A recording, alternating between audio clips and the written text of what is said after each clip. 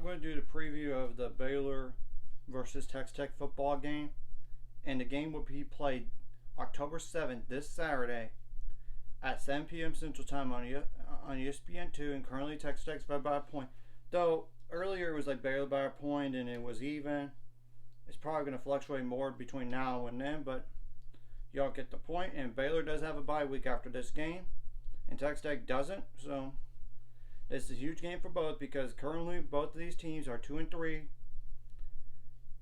overall and 1-1 in the Big 12. So now, what are some players to keep on for Texas Tech? But first, I'm going to go over like the offensive stats, and I'm going to just say this. I'm going to just put this. I'm going to put the stats in the description below so y'all can see it.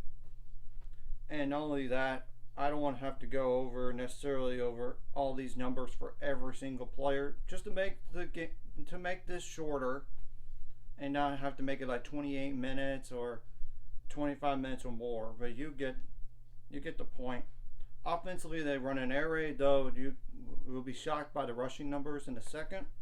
33.2 points per game, 227.4 passing yards per game, 177.4 rushing yards per game. The offensive line has allowed 22 tackles for loss, 13 sacks.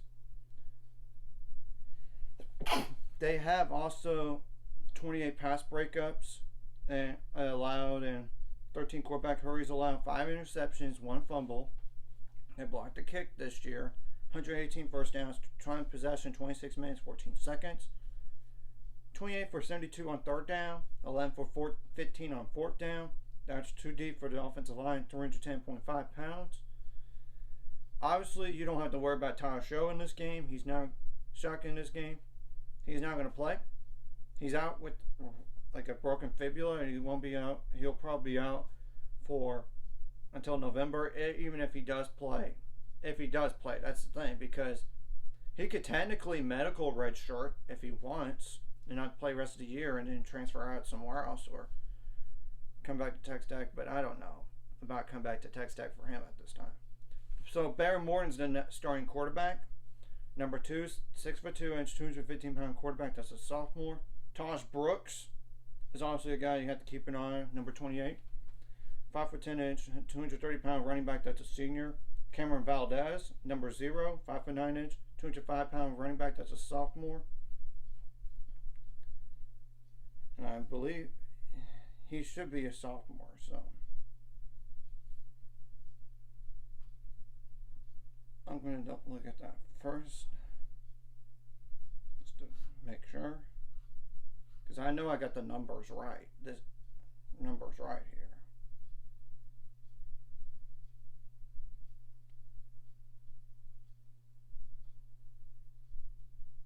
Yep, sophomore. So wide receiver wise, it's like Jerome Bradley, number 9, 6'5", 220-pound wide receiver. That's a sophomore. Miles Price, number 1, 5'10", 190-pound wide receiver. That's a senior. Though I will say Taj Brooks can be used out of the backfield for catching passes, so just keep an eye on that. Xavier White, number 14, 6 foot, 190-pound wide receiver. That's a senior. And they have used him a little bit for running the ball, but it was not like with a lot of success. Questionable with the hip, his injury. Jordan Brown, number 4, 5'11", 185-pound wide receiver. That's a junior. Mason Tharp, number 80, 6'9", 270-pound tight end. That's a junior. Dre McCray, number 10, 5'9", 185-pound wide receiver. That's a junior.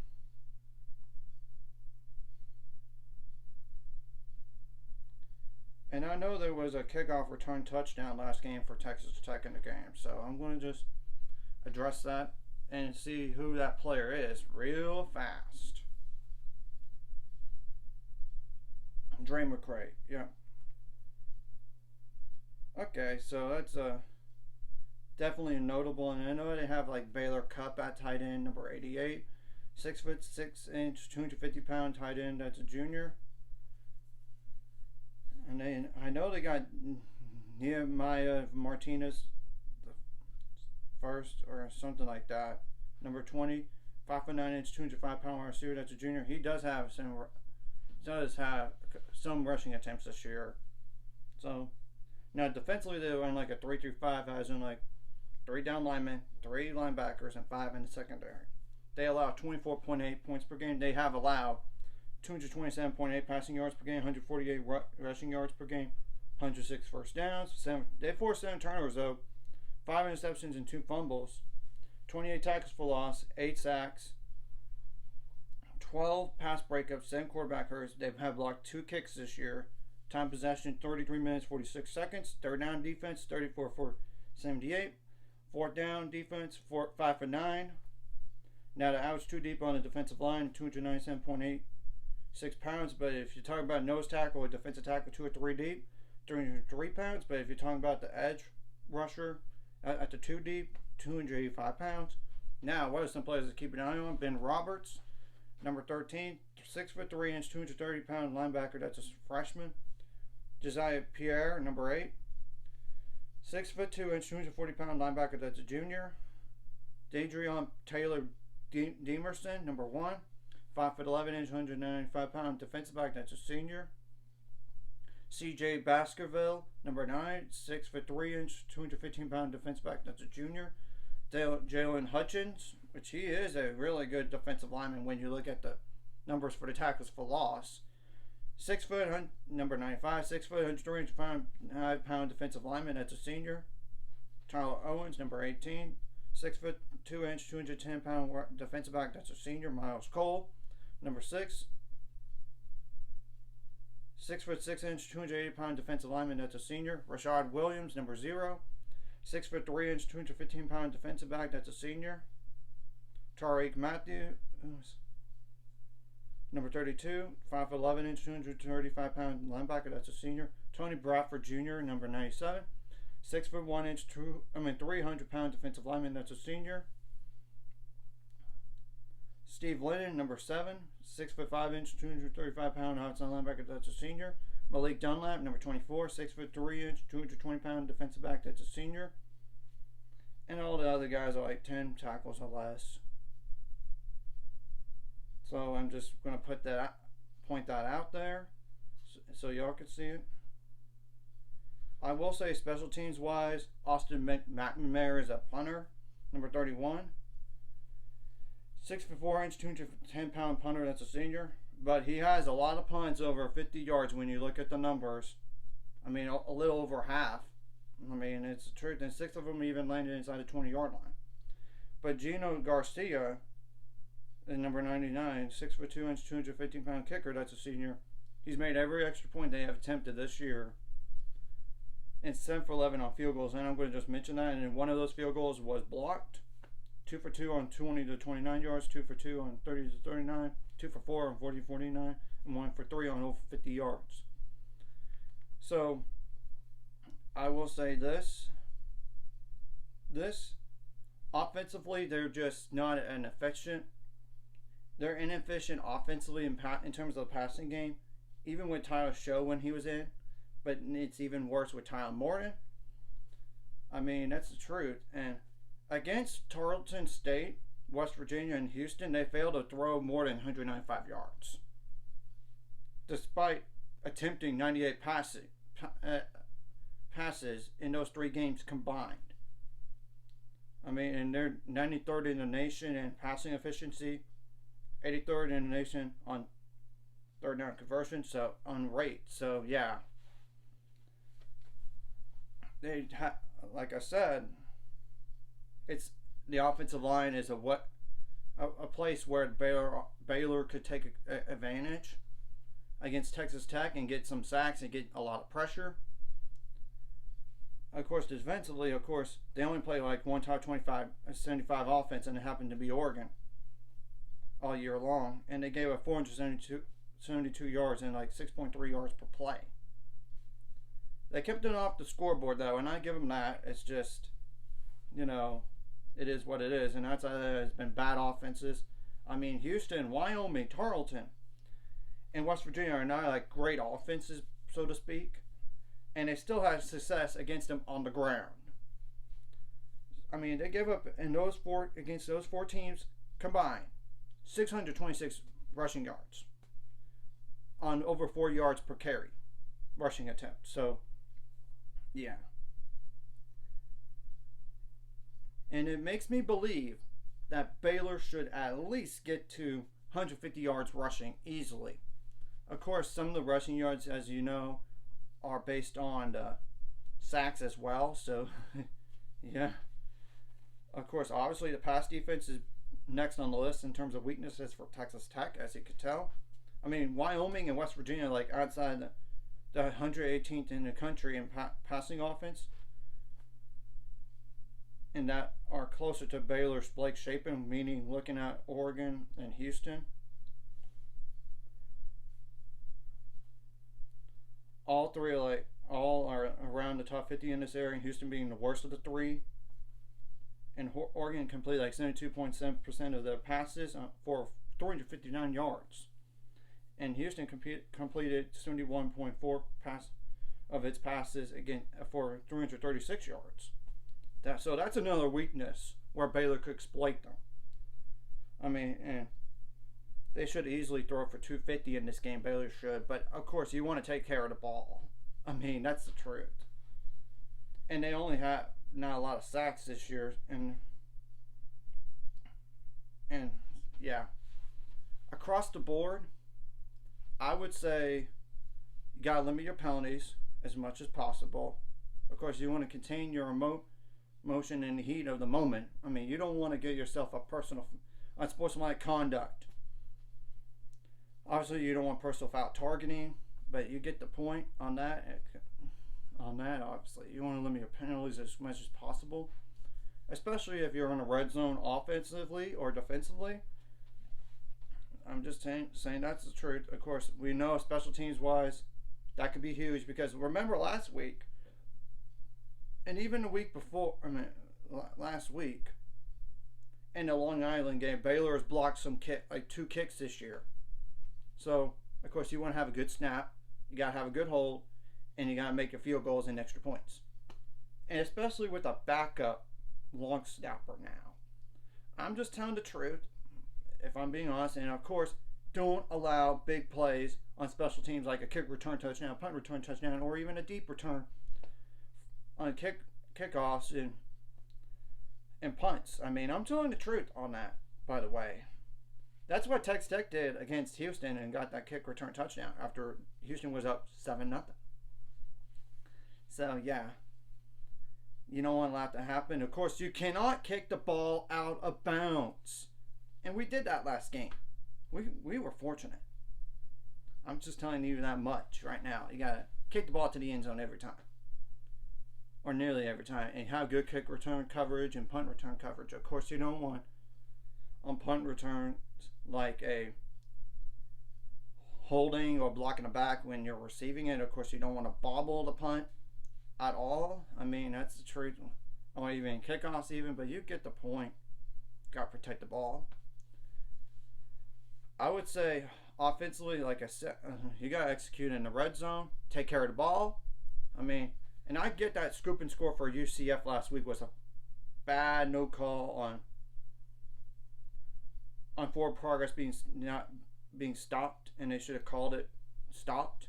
And how much time does it really take? But still, you got to protect the ball. Of course, you got to hit the holes. In terms of the running, I mean, of course, you got to make adjustments on the fly. Obviously, you have to. And take care of the ball, because as long as you take care of the ball, and of course, you want to try to do what you did in that second half and go with a little bit more tempo, because that did help Blake Shapen and the offensive line. I mean, it's the truth.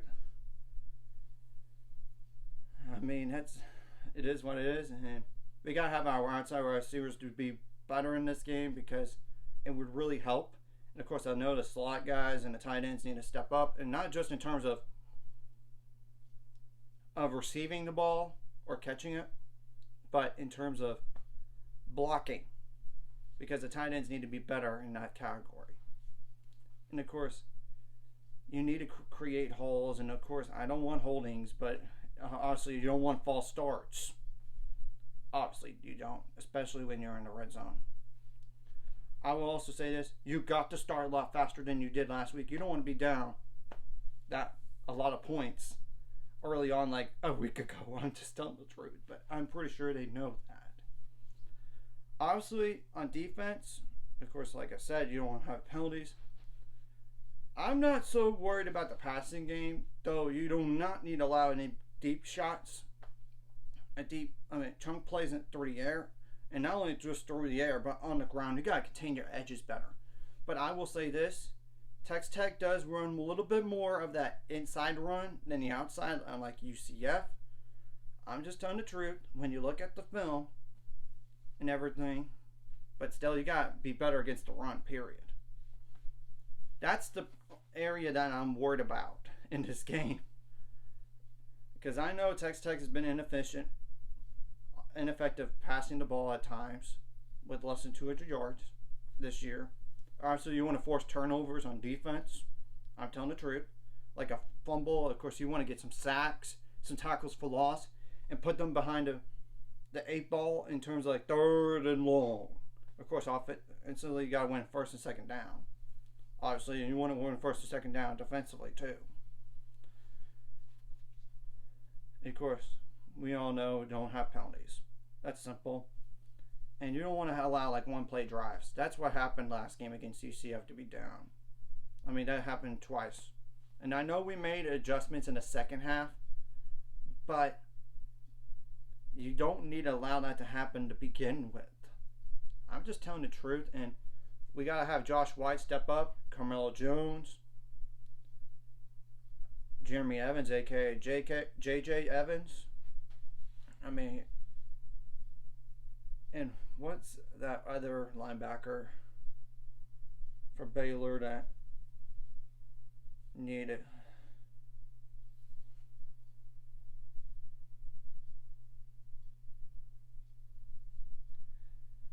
But you know who I'm talking about.